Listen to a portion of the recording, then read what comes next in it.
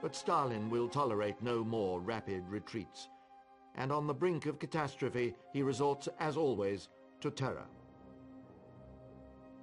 Stalin's Secret Order number 227, issued under his signature in late July 1942. This notorious document makes any unauthorized retreat punishable by death. Not one step back. Stalin means it literally. And this unique footage shows NKVD troops putting his edict into practice. They're known as blocking units. Deployed just behind the troops, they pass instant sentence on any who disobey Order 227. And the blocking troops themselves? In Stalin's world, almost anybody can become a law enforcer. Young and old conscripts, national minorities, NKVD personnel, and some blocking units can boast an extraordinary collection of talents. Anna Bugrimova on the left fought with them and knew them well.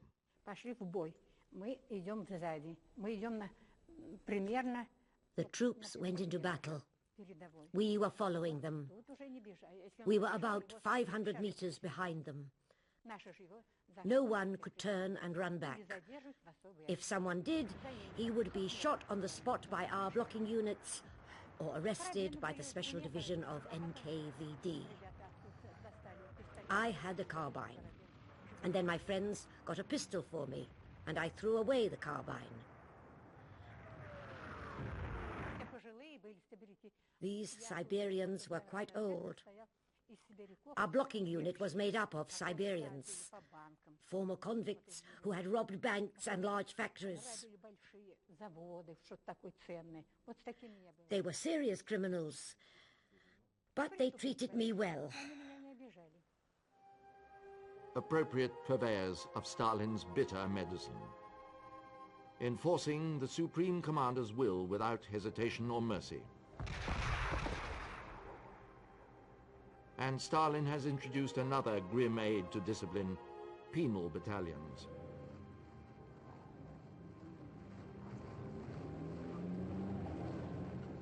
Each of these convicts must serve in the penal unit for 3 months, not a day more. But for many, that will be too long.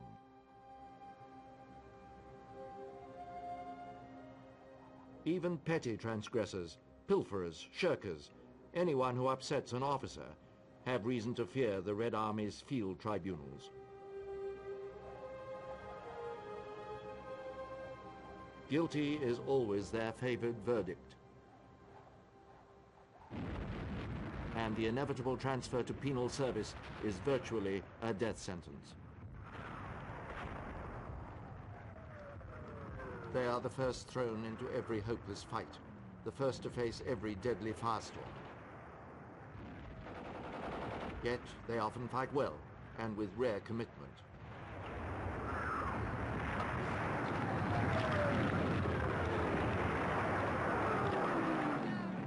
Soldiers with something to prove. Terrified, of course, but desperate to wipe away the stigma of their misdoings.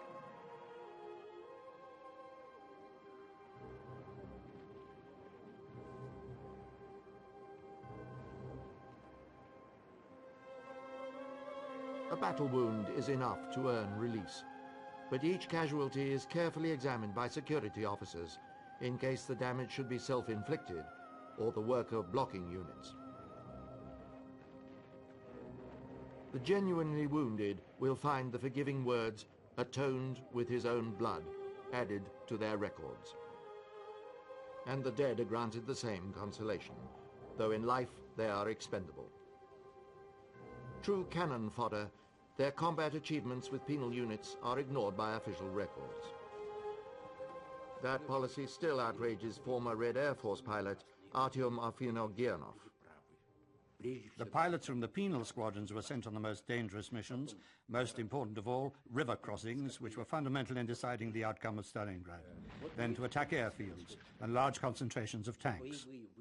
The 3 types of mission that the penal squadrons were sent on: But they were given no official recognition for these combat missions. Normally, a pilot would carry out a combat mission, and normally for each one he would get a credit. For ground attack squadrons, it was the number of combat missions that you undertook that was important. Fighter pilots would get a credit for every dogfight and enemy aircraft shot down, but ground attack pilots would get a credit for every combat mission, and this would all count towards the pilot's war record. But the penal squadrons were not credited with their combat missions, so you would fly, you would fight, you would hit the Germans, but you would not get credit for it until you were eventually wounded, or until the commander might eventually judge that you had served your term. And for any pilot in action, the first wound is usually the last. They may be forgiven for thinking that capture is the safest way out of this war.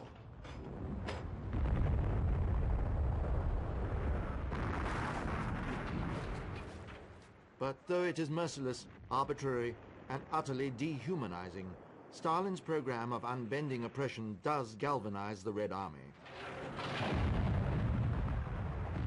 Suren Mirzoyan was a commando with the 62nd Army defending Stalingrad. Some people think that Order 227 was a criminal order. No, it was vital to the country's defense. It was an important galvanizing factor. If there hadn't been that order, those in retreat, who'd already got used to falling back, would have continued. But where could they go? Stalin was right when he said that beyond the Volga there was nowhere further for us to retreat. One time, when they tried to capture one of our commanders, he stood up in the trench, just stood there in the trench, and showed them what he had. He